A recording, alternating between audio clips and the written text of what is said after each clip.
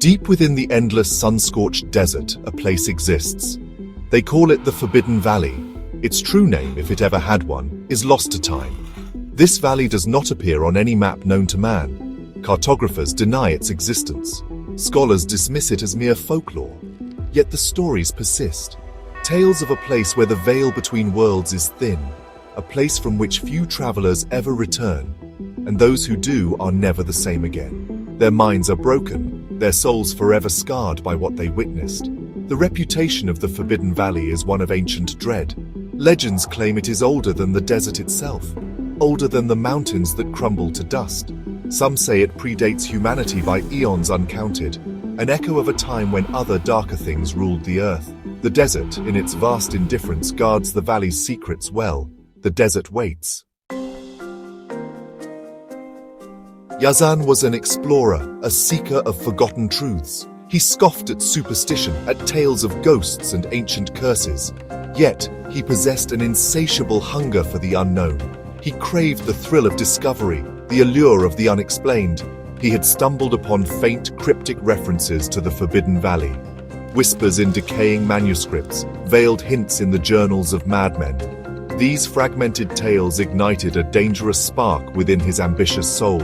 He resolved to find this place, to unveil its secrets to the world. His quest for information led him to the nomadic Bedouin tribes. One evening, under a canopy of cold, indifferent stars, he found an old man. The Bedouin was weathered by countless suns, his skin like cracked leather. His eyes, dark and deep, held the wisdom of ages and unspoken sorrows. Yazan, with careful respect, inquired about the legends of a hidden valley. The old man's weathered face darkened.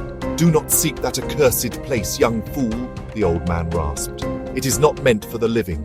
It is a domain of shadows." At the first light of dawn, Yazan departed from the Bedouin encampment.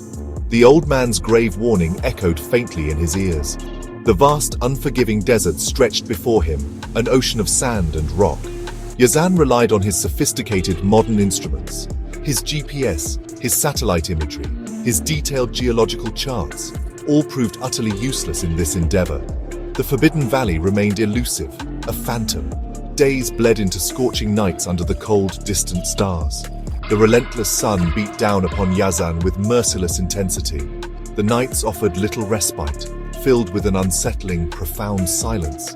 Then, after what felt like an eternity of fruitless searching, he found it. The entrance was subtle, almost deliberately concealed. Yazan stepped forward into the waiting darkness of the Forbidden Valley. The very instant Yazan crossed the unseen boundary, the world around him transformed. The oppressive, suffocating heat of the desert vanished abruptly. It was replaced by a chilling, damp cold that permeated his clothes and bit at his skin. The myriad sounds of the outside world died away completely. An unnatural, profound silence descended. It was a silence that was not merely an absence of sound, but a presence in itself. The landscape that unfolded before him was one of unearthly desolation. Petrified trees, ancient and skeletal, stood like grotesque sentinels. The ground was covered in a fine, grey dust, soft and yielding under his boots. Strange, unsettling rock formations loomed in the dim light. The light itself was dim, eerie, and seemed to emanate from no discernible source. A narrow, winding path, barely visible in the gloom, beckoned him forward. Yazan felt an inexplicable compulsion to follow it. Each step carried him deeper into the waiting embrace of the unknown. The winding path eventually opened into a circular, desolate clearing. And there, in the very center, Yazan saw them. 7 statues. They were roughly human-like in form, yet disturbingly alien in their proportions and execution. They were carved from a dark, oily-looking stone that seemed to absorb the faint light. They stood arranged in a perfect, deliberate circle. Their featureless, smooth heads were bowed slightly forward. Or perhaps, as Yazan felt with a growing chill, they were merely waiting. His explorer's instincts took over. He raised his digital camera, its lens a cold eye in this ancient place. As he began to film, shadows flickered at the very periphery of his vision. He heard faint whispers, soft and sibilant. indecipherable words carried on the dead, still air. Faces started to coalesce in the deeper gloom surrounding the clearing. Faces he recognized, faces from his past, long buried by time and memory. They stared at him with empty, unblinking eyes.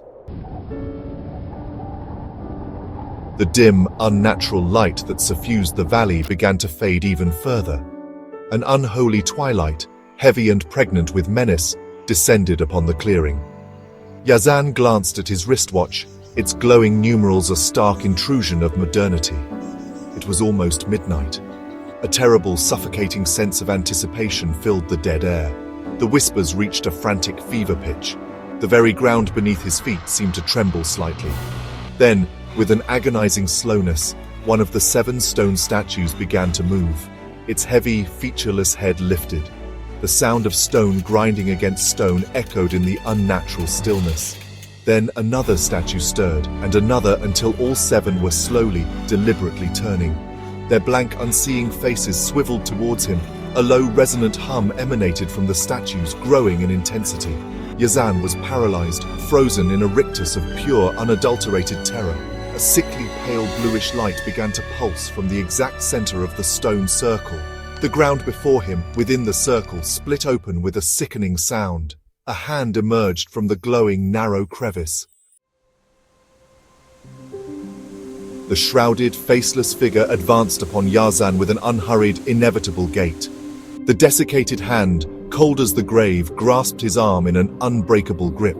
The nauseating bluish light intensified, enveloping him, blinding him. Then, as suddenly as it began, the light vanished.